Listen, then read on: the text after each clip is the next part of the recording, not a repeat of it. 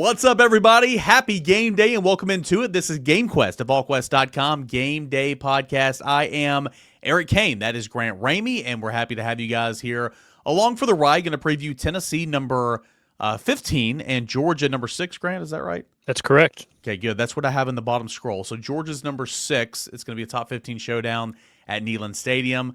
And, man, it's obviously the biggest test of the season so far. It's Georgia. Tennessee hadn't won this game in quite some time. It's the SEC opener. All that and more. It's going to be a whole day. It's going to be a blast. And here today on GameQuest, Grant and I are going to talk you through the matchup preview. We'll give our picks towards the end, some keys of the game. But the bulk of the show is going to be a conversation I have with quarterback Jarrett Guarantano, adding a lot of good perspective on his experiences playing a Kirby Smart defense, what stands out about a Kirby Smart defense compared to other SEC defenses, what he thinks Tennessee can exploit in this matchup, his thoughts on not only Joey Aguilar, but Gunnar Stockton so far. Really good conversation with Jared Guarantano coming up here on GameQuest. Apologies, Joe Thunder, but it's really, really good. All right, Grant, this matchup obviously has not gone Tennessee's way for the last 8 matchups. Tennessee's on an 8-game losing skid. The last one in this series, boy, it was a good one. It was between the hedges in 2016. Juwan Jennings hauling in a Hail Mary from Joshua Dobbs. But last year in this series, Tennessee got as close as it's been. 31-17 the final. Tennessee outrushed Georgia in that football game. Dylan Sampson had a good game. Still, Tennessee allowed too many sacks. Couldn't get much momentum going in the second half, and ultimately fell there at the between the hedges. So this matchup, your thoughts coming in? Tennessee 2-0, Georgia 2-0. Kind of where are you at this point in the week heading into this matchup? Well, that's actually the weird part to start with. Both teams are 2-0. This is happening September 13th. I think it's the earliest these two teams have played since like 95. I think that was September 9th. It was like a 30-27 Tennessee win in Knoxville. So that's strange because for the last 4 years it's been in November. The 2 years before that it was in October. And even before that, when it was in September, it was closer to the end of the month after you got through that Florida game as the SEC opener. So it's got a different feel to it in terms of intensity, in terms of trying to figure out what these two teams are, trying to figure out how much these two teams have put on tape compared to maybe what they've held back, or, that kind of game you're trying to play, gamesmanship in terms of what you're trying to give away or not give away early in the season. It just feels huge. It's a game that Tennessee needs to win. They've been really hard to beat at Neyland Stadium, except Georgia's been the team that's been beaten there. I think they've won 9 in a row coming into today's game, dating back to 2023 Georgia. Before that, they had won 14 straight, dating back to 2021 Georgia. There's only 2 other teams that have beat a Josh Heupel team at Neyland, and that was Pitt and Ole Miss in 2021. So that's how good they've been at home. Now can they change that tune against Georgia and kind of flip that narrative? Yeah, this matchup's happening so early, and like the loser of this game, season's not over. The expansion of the college football playoffs, there's so much more to play for. Long season ahead. However, the winner of this matchup, boy, I mean, you talk about a signature win you got in your back pocket that you can carry with you, throughout. Like, hey, it's my pass to get in. Hey, right. Tennessee, I beat Alabama. Hey, I'm good. It carries you through the season, and so what an opportunity. And all off season, especially before the Nico situation happened, I was like, well, Tennessee's got a great chance. Tennessee might be favored in this game. We'll see. Nico leaves, and I'm like, okay, well, obviously we got to figure out who's going to be the quarterback. We'll see what happens. But still, what an opportunity to steal this game early in the season. It's early in the year. Tennessee will be a dog. You return a top-flight defense. You're going to run the football well. Gunnar Stockton, I'm not a believer. Can Tennessee? They're still trying to figure things out. Can Tennessee maybe steal this game earlier in the year? And that's still where I'm at. I mean, I know where the line is. It's dropped a ton. BetMGM all week long started Grant, at 7.5. It's at the time of this recording, it's at 3.5. It's pretty wild. That's kind of where I'm at right now. But still, just I keep thinking opportunity. And Georgia's won a lot of these games over the last couple of years. Tennessee hasn't won them, especially this early. So LSU a couple of years ago, Alabama was week 5 or 6, but what an opportunity lies ahead for this team when you think about gosh, I don't want to get ahead of myself, certainly, but like you talking about Atlanta, college football playoffs, and so much more. Yeah, and what's interesting to your point about season not being over regardless of outcome for either team today, Tennessee's basically got 4 games that are going to decide the college football playoff kind of resume. And that's assuming they take care of business in the other 8, which is kind of a big assumption because, we've seen teams get tripped up in the past. But it's today against Georgia. It's at Alabama. It's at Florida in November. It's Oklahoma at home in November. You haven't won at Alabama since 2003. You haven't won at Florida since 2003. You haven't beat Georgia in 8 years. So something has to change in one of those games. I think Tennessee could go 2-2 in those 4 games if you take care of business in the other 8, and then go 10-2 and still be a college football playoff team. But something has to change for that to happen. You got to beat Oklahoma at home. You showed you can beat Oklahoma last year. They're a different team with John Mateer at quarterback this year, all that stuff. And we're going to, that'll be huge later in the year. But first things first, you got to go to Alabama. You got to do something against Georgia. You got to change that stat that you haven't thrown a touchdown pass against Georgia since 2021 or whatever it is. You got to get after the quarterback. You got to protect your quarterback. You got to do all this stuff. You got to win the one-on-ones against the Georgia secondary that everybody's been talking about all week and talk about every time Tennessee and Georgia match up. So you're going to have to change something. We'll get into predictions later, but I kind of went into that 2022 Alabama game thinking like Tennessee's got to play perfect and they got to keep the crowd in it and lean on an elite home field advantage. And it feels kind of like that this week. I don't know that Georgia's 2022 Alabama. I don't know how the two teams compare. I don't know what to make of Georgia, period, at this point. But it feels like Tennessee's got to play close to perfect, and they got to keep the crowd in it from kickoff until the final whistle.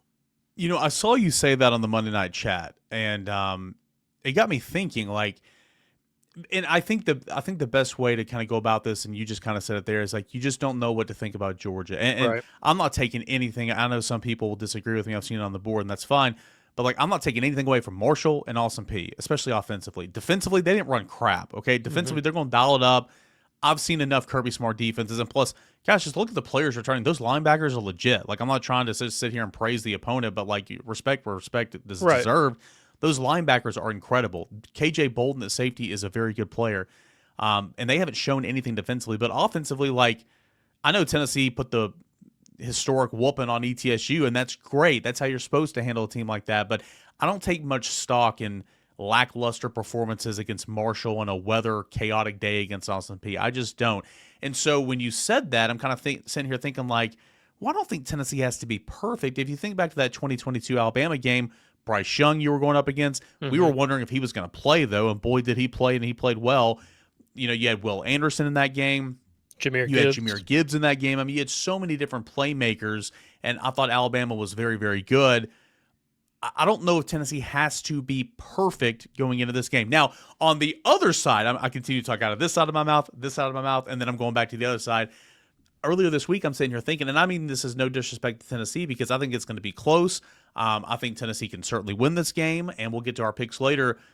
What individual matchup right now favors Tennessee, Grant? And we're recording this. I understand the matchup piece is already out, but what individual matchup right now favors the Vols? Because there's more that favor Georgia. Right. I really like what I've seen from Tennessee's offensive line, and I don't think that's just ETSU. I think that's what we saw against Syracuse, how they've ran the ball the first 2 games, how they haven't given up a sack. I know the competition hasn't been great, but Tennessee's had to shuffle the offensive line and move guys around to make up for David Sanders missing the first couple of weeks. So I've been impressed there, but we've also I remember hearing last year that Georgia's offensive line wasn't very good, and Tennessee's defensive line was going to play really well in that game, and then didn't make much of an impact when they got to Athens. So Ole Miss crushed them the week before, just crushed them. Right. I do remember that now. And so maybe quarterback, because I just like what I've seen from Joey so far. I mean, it just looks like he makes the right decisions the majority of the time. Looks like he's accurate with the football the majority of the time. He's getting the ball out the majority of the time. And that's obviously, it's easier when you haven't been sacked, and it's easier when you've had clean pockets and you've played some inferior competition. But, Gunnar Stockton's faced inferior competition as well, and it seems like a lot of people have more questions about him than people have about Joey Aguilar through 2 weeks. So that's interesting to me. I mean, that's where it's going to have to change, because this is – when I say play perfect, you don't have to have a Jalen Hyatt score 5 touchdowns or 4, however many the number was. Okay, because that's what I was thinking. Like, right. I was you don't have to have some generational effort like Okay. that, because Tennessee's defense is a lot better 3 years later than that 2022 defense was. They've progressed year over year and continually got better on that side of the ball. So that's a huge difference.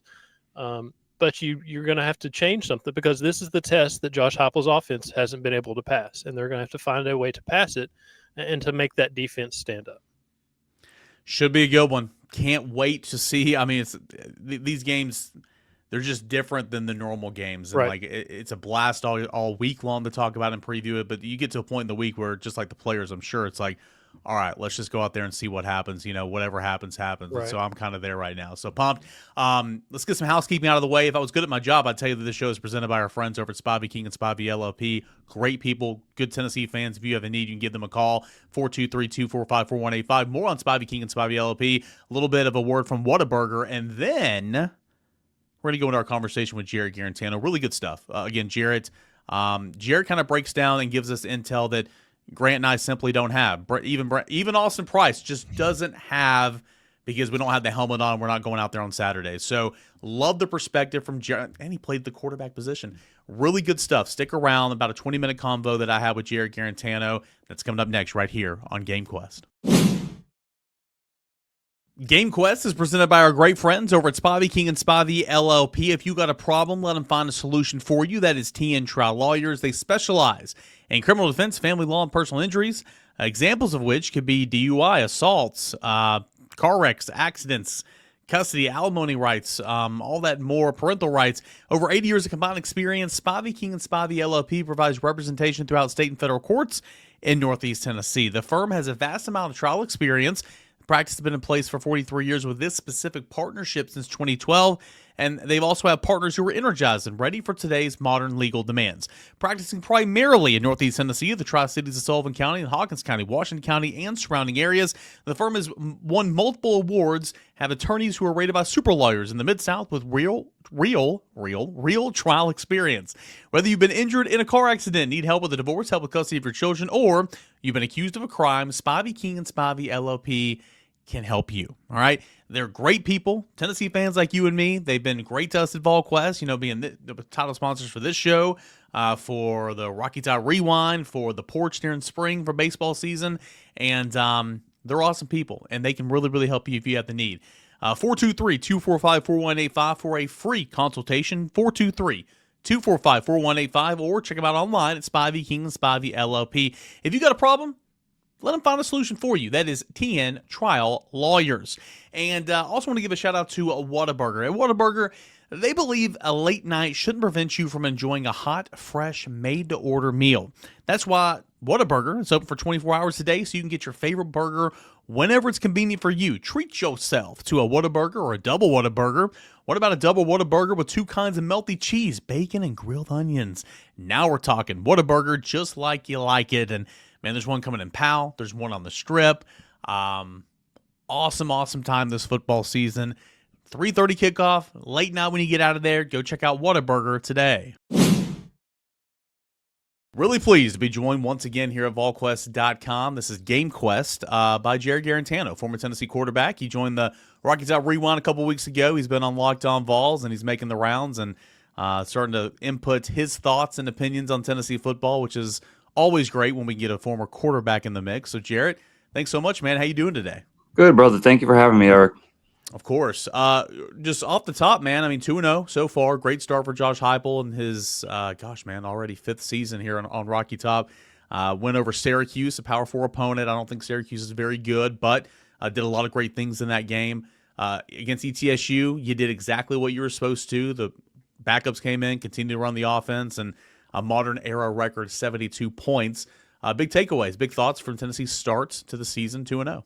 Absolutely. Yeah. I mean, you look at the schedule and you look at the first 2 games, the things that they were able to exhibit on tape, it shows a lot of positivities going into early in the season.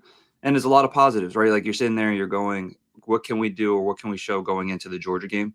I don't think schematically we showed a lot of complexity, which is a good thing on tape, right? So obviously this is going to be Heupel's and Kirby Smart's, I think, 4th matchup this year, 21, 22, 23, 24. Might have been the 5th. So it's their 5th matchup this year. They know each other pretty well. I think that Hype will have some things up his sleeve just because he hasn't put it out, and this is a completely new Tennessee football team this year. Yeah, definitely new, especially on the offensive end. Got to get your thoughts on the quarterback. Again, I can't wait until after this week when they play Georgia. I can be like, I don't have to have the disclaimer. Yes, the competition, Syracuse and ETSU. But, man, Joey Aguilar's looked good, man. He's looked great. It connected on some deep balls. I think, at least for me as an observer, like I can tell he's played so much football. Maybe not at this level, but he's played so much football. He takes what the defense gives him. He's not afraid to throw the check down, works through his progressions. I certainly didn't think he'd be bad to begin the season. I didn't think he'd be this good, and that's awesome. I've been really impressed with Joey Aguilar. What are your thoughts? Yeah, I think that he started out this season very strong. Obviously, we look at our opponent, Syracuse, and we look at East Tennessee, and we sit there and say, competition-wise. But when I look at quarterback play, I'm looking at the way that they run the offense, their accuracy, ball placement, and just how many drives that they lead down the field. And I think that Joey's done that very, very well to start out the season.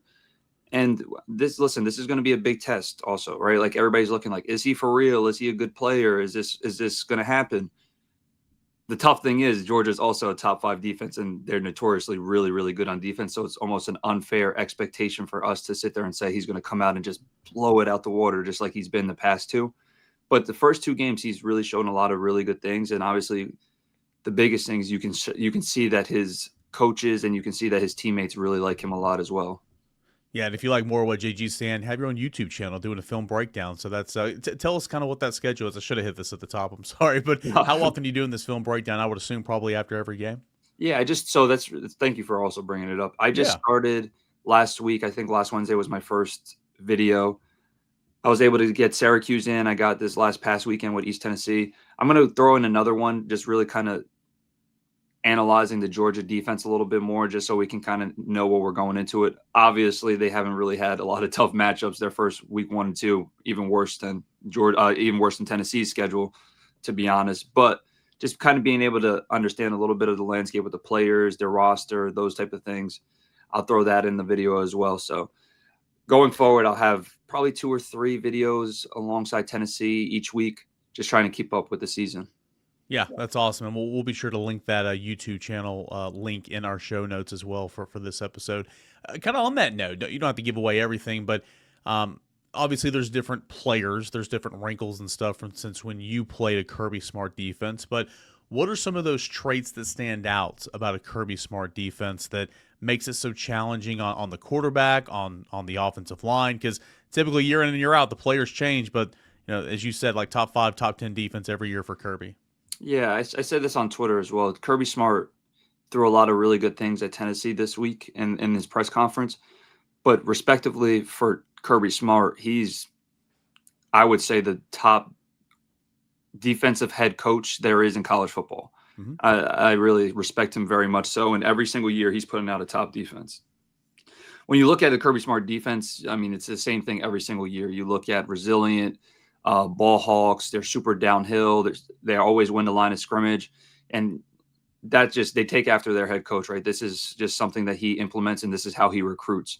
So going into this year, obviously the past couple of years, I don't think that we've been able to run the ball as well as we showed in the first 2 weeks of a season like we just did.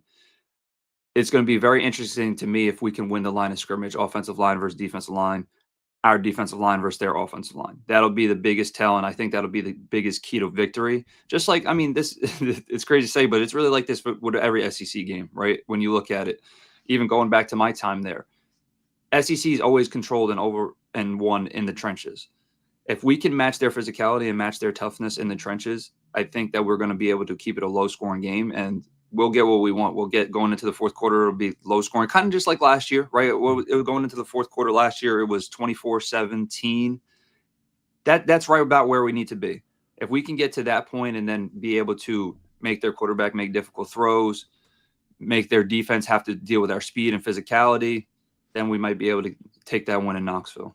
Yeah, winning the line of scrimmage is always imperative, especially in a game like this. I mean, it always is, but like you look at Georgia last year in that game you're referencing, I think Nico was sacked six times, and a lot of that pressure, I mean, they use that. I mean, everybody's multiple defensively now, but linebackers rule the day there for Georgia. They hybrid there on the edge. They got 2 inside really stout backers, It's almost like an old school 3-4 look at times, and they blitz them, and they blitz them through the interior. And I think that's a big key for a new center in Sam Pendleton, okay? And potentially, depending on David Sanders Jr.'s availability, if he's playing tackle, does that bump Jesse Perry back down to guard? Any way you want to spin it, you'll either have Jesse Perry at guard, who's playing in his third game, or Shamu Morrow at guard, who has been a career backup. Wendell Moy, I don't worry about him. I mean, he just shows that he's kind of like Joey Aguilar. Played a ton of football. A lot of starts. So yeah, it's going to be interesting there in the interior. Another matchup that I wanted to get your thoughts on, man, and I know it was like this. You were playing Georgia too. Kirby, his corners, man, it makes it so incredibly difficult for wide receivers to get off the line of scrimmage to break three. The very physical press man coverage at times. But the physicality aspect there on the perimeter is something that I think Tennessee's skill players have struggled with in the past. As a wide receiver, how difficult is it to beat that off the line of scrimmage, and how imperative is that for Tennessee here coming up tomorrow to win some of those battles and allow some shots to be open down the field? Kirby's always notorious for having great DBs, right? That's why in the recruiting process, all the best DBs want to go play for Kirby Smart, just like they want to go play for Nick Saban, right? They understand what they've done and how many guys they put out in the draft. So talent-wise, they're already putting great talent on the field. Now, when you go and you get coached by Kirby and you sit in there and you learn that physicality, you learn that level of play. Obviously, in the past, they've always had great DB coaches, Fran Brown, for example. Now they go out there and they learn the scheme and they are absolutely put into great positions by their coach. It's always really difficult. And it's going to be a great test for Matthews and Staley going into their first year battle with them. Just like the same thing, like you said, offensive line, defensive line wise, right? Like they're going to be schematically, you're going to see Tennessee's offensive line having a little bit of trouble with East Tennessee State with their movement aspect when they're late movement. If you don't think Kirby Smart's sitting there throwing a lot of late movement in there, you're out of your mind, right? And then you see every play, you see 12 personnel. We've been running a lot of 12, which I absolutely love because our tight ends are really good players. They're blocking linebackers. That'll be another key matchup there too. Like, will those tight ends be able to secure those blocks on those linebackers that are running downhill as soon as they see guard pull or as soon as they see inside zone man on blocking, right? So there's going to be a lot of really good matchups, which I get so happy, so excited because now it's the true fan in me. But there's going to be so many really key matchups on Saturday, and it's all going to be about who's winning their one-on-ones, whether that's offensive line wise or whether that's a wide receiver wise. Yeah, interior, inside backers, wide receivers, corners, tight ends, and 12 linebackers again. I'm glad you brought up 12 personnel. I mean, obviously Tennessee showed they wanted to run it earlier in Heupel's tenure, but they just didn't have the tight ends to do it, enough tight ends to do it. Last year they ran it a ton. They're going to run a ton this year. I think one of the differences in Tennessee playing Georgia as close as it did last year compared to the other games in this series with Heupel was the implementation of 12 personnel. Tennessee was able to run it. Georgia was not a very good running football team last year, which is shocking. But Tennessee outrushed Georgia. Tennessee ran down the field and scored on the first possession. Miles Kitselman actually, kind of like Princeton fan, had a rushing touchdown in that game. How much do you think 12 personnel for Tennessee is going to play a factor in this one as well? We have to be able to match their physicality, and that's the biggest way. Also, for anybody that doesn't know, whenever 12 personnel is ran, it simplifies the defense, right? You don't really get as many crazy looks schematically as a defense in 12 personnel. It kind of silences them. They kind of bring in another linebacker instead of a DB. They can't really do much out of that front. I think that we'll implement it. We'll run it a lot just so we can shorten that game down a little bit, just be able to hold the ball offensively a little bit more. And this is really the first year that I can look at their quarterback position at Georgia and sit there and say that it's not. Obviously, they had Stetson Bennett. They've had Carson Beck. I think those two guys are actually really good football players. They're NFL quarterbacks. This is the first year where I sit there and say that's not a stronger point to their team. That's more of a weakness to their team right now. I don't know his level of play. I don't know how good he is. Hopefully, I don't jinx it and he goes out there and throws. I'll knock on wood. Hopefully, he doesn't go out there and throw 500 yards, 3 touchdowns versus us. But I don't think that they're as confident as him as they've been in the past with their quarterbacks. Okay, so this game I think is going to be a lot of running the ball, a lot of downhill. It might be one of the fastest games in the history of this matchup just because of the outlook on you have their quarterback who's brand new, first year starting. You also have Joey Aguilar, who's their first year starting quarterback in Tennessee against a huge opponent in Georgia. So a lot of running the ball, a lot of 12 personnel being used, more counter, more inside zone insert, all that stuff I kind of talk about on YouTube. But we'll see the implementation of what plays that we're going to run off of those plays this week. Yeah, Gunnar Stockton, I'm glad you brought up the quarterback and get your thoughts on the opposing quarterback. He's been there forever, right? But he's played in bowl games. He played in relief of the SEC championship game last year, made a college football playoff start. He's had 2 home games where he's been the guy. This will be his first starts in a true road game. And, you got to give the crowd, they're going to be fired up to begin the game. Tennessee's defense, Tennessee's offense have to give the crowd reason to stay just bonkers all game long. And I think that can really play a factor into Gunnar Stockton. From an outsider's perspective, do we put too much stock into that? Or you being a quarterback going into Athens or Tuscaloosa or to the Swamp, how big of a factor is that home field advantage for a guy that's never done it? And obviously it creates problems like communication, cadence, you can't hear, confidence. I think that there's a real opportunity for Tennessee to really kind of jump on Gunnar Stockton because he's never been in this environment before. Or am I putting too much stock into that? No, I think people actually undervalue what you're saying. I think going into your first road game, obviously as the number 5 team in the country, you're sitting there at Georgia, huge university, they win there, right? They've been winning for a long time. They're going against a Tennessee team in Tennessee, definitely the best SEC stadium in the country, or just in general. Maybe even the best stadium in the country, along with Penn State. I'm not even going to throw them out there. They make me sick to my stomach throwing that out there. Another SEC school. But I think going into this game, it's going to be his first real test ever on the road, where the whole crowd, probably 95% of the crowd, is Tennessee fans or opposing fans. It's going to be very interesting to see how he handles it, right? You're going to have to be able to communicate. You're going to have to be able to think on the fly. Coach Banks' defense isn't one that's a bad one either. We haven't really talked about Tennessee's defense. Obviously, we're missing a lot of our key starters, but Coach Banks understands defense and he understands how to scheme, and he's going to show different looks at their quarterback, at Gunnar. It's going to be a lot for him. And I think that they're going to rely, like I said, I think they're going to rely heavily on the run, and they're going to have to, early in the game, help him out a lot. They're going to have to be able to, whether that's play great defense, get great field position, they're going to have to do things that's going to help their offense or help their team gain some momentum. And if not, he's going to have a really tough day dealing with the crowd, dealing with the fans, because if that game's close, we're going to be rowdy. Yeah, no doubt. And, you brought up Tennessee's defense, and I think it's interesting. Last year, really in all these matchups under Tim Banks, Josh Heupel, the middle of the field has been open for business for Georgia. And listen, last year, Tennessee went to the CFP. Tennessee went to the college football playoff because of its defense. And Tim Banks didn't have to dial it up often like he had to do in the first 2 years because you didn't have the horses. You relied on your front 4 to get back there, to get to the quarterback, allow things to be freed up in the back end. That worked. It didn't work against Ohio State or Georgia. Look at what Carson Beck did last year between the hashes. 15 of 18, 199 yards, 2 touchdowns. Beck in 2023, 18 of 22, 230, and no touchdowns. And then in 2022, Stetson Bennett was 15 of 19 for 211 yards and a touchdown.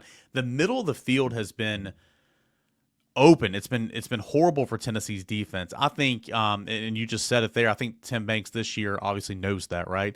I think you got to mix things up, keep them guessing, but I do think you got to put the pressure on Gunnar Stockton early and allow those guys to get after him and not just rely on the front 4, because that formula defensively has not worked in the series. Right, and I think whenever you rely on the front 4, you sit there and you play more too high defense. So whenever you're playing more too high defense, obviously in general, the middle of the field is more open, especially with the Georgia's passing attack, and when their play action game is the best thing that they do, honestly. So if we can mix up coverage, show more single high, show less too high, and we're able to exploit and have those linebackers not playing as downhill, obviously that's where it's tough, right? Because they're running the ball so well. And in years past, they haven't ran it, of course, as well as they used to. In 2017 to 2020 or 2016 to 2020, they were really, really good running the football. But if we're going to be able to stop their run, and we have to be able to stop the middle of the field, we got to play more single high. Show different looks. Obviously, you can only play cover 1 or cover 3. It's hard to disguise that.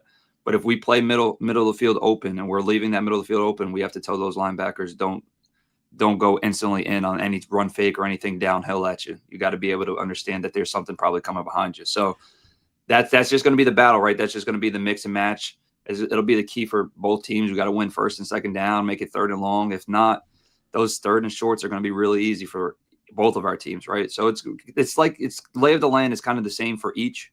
I'm really excited for all the matchups that we talked about, and especially now going into their offense versus our defense. I think it'll be very, very cool to see how our corners, how our linebackers, our linemen, how they all fare versus this Georgia offense. Yeah, no doubt. Like if you're a backer or even a star player for that regard at certain points in times, those tight ends, right? Oscar Delp, Lawson Lucky, like Georgia always has great tight ends, and Brock Bowers. I know he's not there anymore, but stringing them across the middle on a drag or whatever. And if you're a back, you're just like, let me jump that, right? But if you jump that, they're going to throw that dig right behind you, and so it's so imperative to just kind of hold your water a little bit and not just jump at the first thing you see. Two more things I want to ask you out the door, man, and this has been awesome. We should certainly keep doing this or do this several more times this year. You played in a number of massive games at Tennessee throughout your career, a lot of those at Neyland Stadium. As a player, you got to treat every week the same. I get all that. That's coach talking about. But like, the fact of the matter is, and tell me if I'm wrong, but like some weeks are different. Like the juice, the vibe is going to be different in Neyland Stadium on Saturday. What's it like playing in that type of environment? You're right. The week, I'd say even starting maybe even Monday, right? Going into the facility, everything's just different when you're going into these big SEC games. Like I remember even going to class and feeling a different vibe. Maybe that's just me in my subconscious, like in my head. Obviously, I was going through a lot when I was at school, but I always felt like there was just a different level of energy, a different level of, we got to get them this week. And the players feel that. Obviously, they kick it off and they start going a little bit harder in film, a little bit more after practice. They start eating a little bit healthier, recovering their body a little bit more, just because they know that these games are nationally televised. And they also know that these games are rivalry games, right? They're going to treat this game a little bit different than they treated East Tennessee State. I hate to say that. Obviously, you want to prepare the same for every opponent, but it's just a different level of, I have to get going for this one. Then, I mean, just me personally, I always used to love it. Like, unfortunately, I wasn't able to ever beat any of these teams, and that was my one goal going into my college football career. I always wanted to beat Georgia. I always wanted to beat Alabama, Florida. I wanted to beat those teams just because that was just always the outlook, that they were better or whatever it was than us. For me, I always wanted to just kind of breathe and let the game come to me, especially these type of games. I mean, I remember my last one. It was the COVID year versus Georgia. It was there, and honestly, it was probably my best half of football I've ever played. I just felt really, really good. And then they kind of mixed things up. We didn't really mix anything up, but second half was kind of downhill. But I always wanted to just let the game come to me. And when plays were there, to make them happen. I think that'll be key for Joey as well, going against his defense that he's never seen before. Just let the game come to you, and obviously control the football, be smart with it, see anything, have conviction, but don't force it, right? These games are going to be, there's going to be a long game. It's going to be up and down, backs and forths. Let's not do anything in the first quarter or second quarter that'll make a big difference in the end all be all of the game. Yeah, that 2020 game down there in Athens, I remember that. I mean, that was to your point, that was a really good first half. And unfortunately for Tennessee and Tennessee fans, like, you just saw the second half where, they just deeper, more deeper roster just kind of took over. But a little bit more of an equal playing field right now, and I certainly can't wait to see what happens on Saturday. I don't want to take anything away from if you're going to do this later in the week or heading into game day on your YouTube channel, but if you have a prediction, would love to hear it. But if not, just kind of what are, outside of what we spoke on, I mean, what's your expectations for this game coming up on Saturday? I would love a low-scoring game. I'd love the same type of game that we had last year going into half, like I said before. Like, I would love a 17-17. Me personally, I think that the score is going to be 23-20 us. I think that we'll win by 3. It'll be really low scoring. I don't think their offense is as good as it's been in years past, and it's going to be very difficult for Gunnar to come into his first SEC start and be able to have to navigate their offense. And just, I mean, obviously defensively, they haven't had as many big tests as we had. Syracuse, I wouldn't say that they're gigantic. They almost lost to UConn, but we're going into that game with a little bit more seriousness, a little bit more conviction, every aggressiveness going into that game, because it's first game of the year and we had different starters. So I think that we're more prepared than them.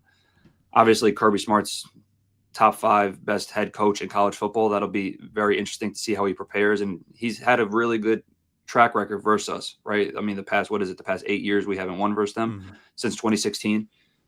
Josh Dobbs and Juwan Jennings, Hail Mary. Let's get another one of those, right? we need one of those. But I think this year, different teams, I think the talent levels, recruiting is starting to really catch up. Georgia, Tennessee, I think it's almost starting to become a little bit more equal. We're starting to get the same type of players. Now it's about developing them. I think we're at that point with Coach Banks, Coach Heupel. I think we won 23-20. I like it. Jared Guarantano, former Tennessee quarterback, and of course now doing your own film study on your YouTube channel. What's the name of that YouTube channel, your show? That way it's an easy search. It's Jay and then my last name Guarantano. It might be a little bit hard to spell that last name still, but it'll be It was funny, man. So like when I was preparing like the studio for this show, like it was a science when you were here. It's like, oh, I can spell it. Now it's like, wait, is it the A or the U first? Yeah. Like I got the back half of Guarantano, but it's like, is it the U or the A? And I was like second guessing myself. Every time. Good stuff, man. That is Guarantano. So Jarrett Guarantano. Check him out on YouTube. Jarrett, awesome stuff, man. Thanks so much, and we will definitely do this again this year. All right, Eric, you're the man, brother.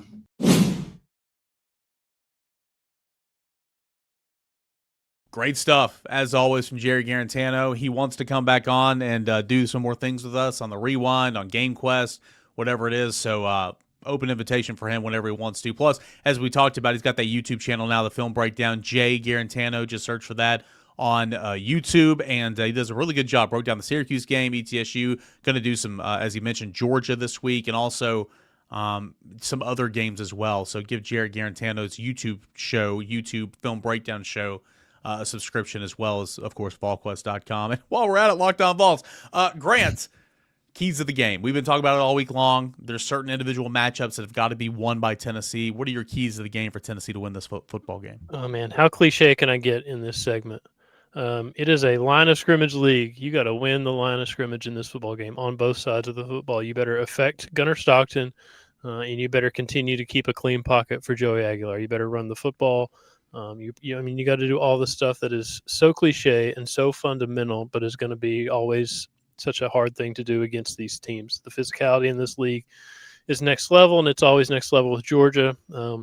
That's more important to me than the wide receivers and the defensive backs and the physicality that Kirby Smart's defensive backs always are known for and playing with and all that stuff. And like if you win on the offensive line and you win on the defensive line, that's going to go a long, long way, longer than anything else I can think of towards winning this football game, controlling the line of scrimmage. It's funny, Brent, not Grant, not Rob, Brent and I on the Rewind back on Sunday night, we're having this conversation. And like, I'm never not going to say the most important battle in a game like this, or any game in that aspect, is the line of scrimmage, because right. the interior of the Tennessee offensive line's gotten torched in this game. And I think it's going to be interesting, because whether David Sanders Jr. plays and starts or plays a lot of right tackle, it doesn't matter. You're either going to have a Shami Morrow at guard or a Jesse Perry at guard. Neither one of those guys have ever faced this type of stuff, right? And they've done a heck of a job so far, but neither one of these guys have ever seen this. Wendell Moy has played in big games before, not Tennessee, Georgia, but I don't worry about him. Sam Pendleton, I mean, he's played at Notre Dame, played in some big games, but still, he's never played Tennessee, Georgia. There's a lot of newness there, and they've got to come up. They got to shore up, and they've got to give Joey Aguilar some time back there, because Nico was sacked 6 times last year. So I'm never not going to say that's important, because it is. But, man, I continue to go back to the perimeter. Man, Tennessee's wide receivers have gotten their tail whipped, just whipped in this matchup. And I'm not trying to talk crap. It just is what it is. That's more of a credit to who you're playing. Kirby Smart, that secondary, corner specifically, physicality on the perimeter. They are so physical. It's not press man coverage every time, but, boy, they're getting their hands on you, trying to knock you off a route. Even when we go beyond that five yards, hands on you. They don't get called for PI much. What's your counter if you're Tennessee wide receivers this go around? I love the physical makeup of Mike Matthews. If you're Chris Brazzell, boy, you better come to play today, right? I mean, for Braylon Staley in some of those instances, not as much as the other, better come to play, man, because I think that's going to be such an individual matchup that we've got to watch. Also, another one too, not on this scale, but maybe a scale below. Tennessee tight ends against linebackers. Right. H-back, blocking, 12 personnel. These Georgia linebackers love to run. They're physical. They've been playing for a long time. They're going to throw different looks at you. Tennessee's tight ends are going to be very much involved in the blocking personnel out of 12 personnel. So I think that's something that's going to be fun to watch in this one too. How uneasy are you that you go into this game? And I don't know about Gunnar Stockton. I don't know how good he is. I mean, I know this will be his first true road start, and we've talked about that all week long, about how the defense got to get after him. The crowd's got to stay in it and all that. But, you look at the skill, Zachariah Branch, Noah Thomas, Colby Young, the tight ends, Lucky and Oscar Delp, and then you look at Tennessee having 2 fresh corners and Colton Hood and Ty Redmond. Man, do I wish Jermon McCoy and Ricky Gibson were playing in this game. Yep. They played in this game last year. I know Tennessee lost, and I love those 2 corners. What a test for Colton Hood, who ain't scared of nobody, and Ty Redmond, a true freshman. Welcome to college football. This is what it's all about on Saturday. Yeah, I mean, general level of uneasiness, it's always going to be there because you haven't won this game in 8 years. The last time Tennessee won this game in Neyland was 2015. I believe they got down 24-3 in that game, if I'm not mistaken. They had to come back and win that thing 38-31 or something like that. Wearing smoky gray uniforms. I don't know why. Remember, there's a big Josh Smith catch over the middle on like a 4th and 10 or something when they're down 24-3 that kind of changed the game. I hope I'm thinking of the right game and the right way it played out. I don't know. It's been a minute since I've slept since then. But Tennessee's going to have to play really well early on. Tennessee's going to have to keep. Tennessee can beat anybody on any given day at Neyland Stadium because of how elite that home field advantage can be. But Tennessee's the role they play in that is keeping the crowd in the game early and keeping the level of intensity. That 2022 Alabama game, my dad was sitting in X5. I went down there to see him at some point in the first half. It was that punt that Alabama touched for some reason, and I was down there when that play happened, and I could have sworn the Alabama guy just reacted to the crowd noise because the crowd acted like somebody had touched it, so he just went and tried to jump on it or grab it or whatever and ended up fumbling, and Tennessee recover. Like, that's the kind of play that can change a game. That's the kind of play that a crowd can make that can just completely flip the momentum, change the outcome, change whatever going into late in the first half or something, and change the momentum and all that stuff. Like, you're going to have to keep this crowd in it intense and be an elite game day environment, from the time it starts till it ends. Like, it's going to have to be there nonstop, no slow starts, no mistakes. It's going to suck the air out of the place. That's where it kind of starts for me. Like, it's going to have to be an elite day just at the stadium in general, because when you're kind of trying to pass this test that you haven't passed yet, it's going to take everything involved. All right. BetMGM has that line at the time of this recording. Now it'll probably move again at 3.5. 3.5. All right. And that totals at 49.5. I think and last time I said this, Tennessee's offense nearly got the over by itself. I think the play here is the under. I do. I think Austin might have said earlier in the week that he'd be surprised if this game gets into the 20s. I'm not there. I think it'll get in the 20s, but I do like the under in this game. I continue to go back, man. Like, I know this is, I do a Tennessee podcast, Locked On Vols. I know this is Volquest podcast. I feel like I'm a straight shooter, and all week long I've said, like, I'm going to pick Georgia. There's just, you look at those matchups, man, I can't check enough of those. Oh, Tennessee has the advantage here. Tennessee has the advantage here. Tennessee has the advantage here. At least from what it feels like right now. Again, there's still a lot of unknowns. But call me a homer. I don't care. Whatever. I can't shake this feeling, right? Like, there's a feeling out there, and maybe I'm just crazy. Maybe I'm manufacturing something, but I just kind of have a vibe. I just kind of have a vibe that, like, Tennessee, the home field advantage is going to play a real factor. I think Tennessee can make Gunnar Stockton crawl into a shell. I do. If you get after it and you stay after it. I think Tennessee's defense is better equipped to cover the crossers in the middle of the field. And even though you're down some guys in the secondary, I get that, and that sucks. I still think Tennessee's defense is better equipped to slow down this offense. That, again, even though you have better skill, I'm not sure you're much better overall. I don't know. You look at special teams. They have an All-American punter. They've got a returning kicker that's pretty good. They have Zachariah Branch as the returner, but I'm never going against Boo Carter. Can Boo Carter be a difference maker in this game, in the return game, flipping the field, setting up short fields? Yeah, I think so. He had a couple nice punt returns in this game last year. I don't know. I kind of have a feeling, and I got a feeling that Tennessee might pull this out at home. I think it's going to be one of those really, really good historic games, and I think it's one of those, if you beat Georgia, man, if you're Joey Aguilar, your life's different forever. So I'm ready for that opportunity. Give me, I don't know, give me 24-21 Tennessee. I might be crazy. Again, logic is telling me to pick against Tennessee, but give me Tennessee 24-21. I don't think you're manufacturing anything. It's a different level of intensity and juice kind of leading into these games early in the season when so much is still out there and everything's, going so well because you've won 2 games and you've got everything to play for. Nothing's been decided yet. It's different in November when, Georgia came here in 2023. What did Tennessee really have to play for in that moment? There wasn't much left on the table. Jalen Wright has that huge 75-yard touchdown run on play number 1, and it doesn't go very well from there. 2021, 500 football team. I think Tennessee might have got out 7-0 in that game, but really what was there to play for? Like, there's a difference in a November atmosphere at Neyland Stadium and a September atmosphere at Neyland Stadium just because of the timing and all the stuff that goes into that. And I was the only one stupid enough to pick Tennessee to go 10-2 when we did preseason predictions a few weeks ago. So if I'm going to stick with a 10-2 prediction, I got to pick Tennessee to win this game. I don't know how it happens. I don't know if it happens. I don't know how much confidence I have in my own pick saying this, but I think Tennessee 28, Georgia 24, just because they've been really hard to beat at home. Georgia's been immune to that, but with the timing, with it being earlier in the season, with it being, what we've seen the first 2 weeks, I don't know. I'm picking Tennessee for some reason. I guess because I picked them to go 10-2, and they better, obviously Florida looks different in November because you just lost USF at home, but we've seen Florida teams lose to bad teams in September, and Tennessee still have problems with Florida. So they're going to take it to the wire against LSU this week. We didn't look around the SEC this week because we had Jarrett on, but I mean, that Florida's going to take it down to the wire on the road in Death Valley at LSU.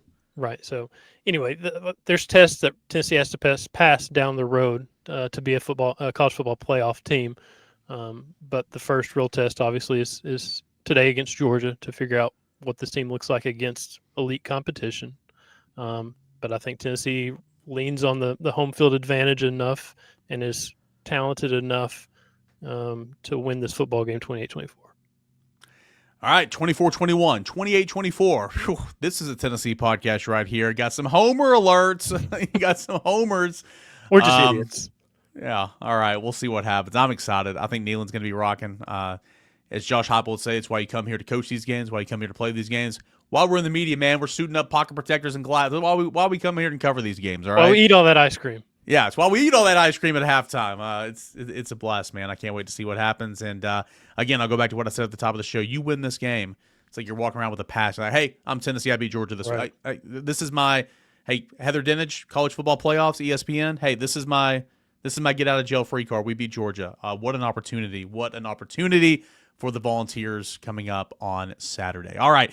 Volquest.com. We've been at it all week long. We're going to be at it the rest of tonight, Friday. We're going to be at it all day Saturday morning, leading up to kickoff. During the game, we'll have the game thread over there. We'll have live updates. Grant Ramey is going to write about 27 articles and no less on Saturday.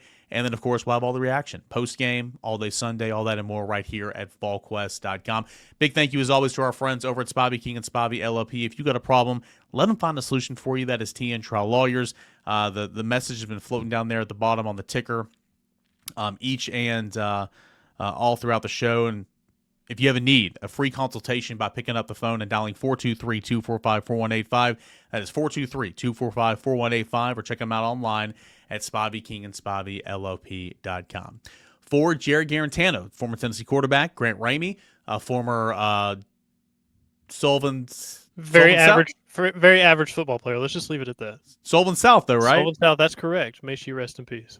Yes, Sullivan South defensive back and return man. I'm Eric Cain, a bench warmer. This has been GameQuest, Volquest.com.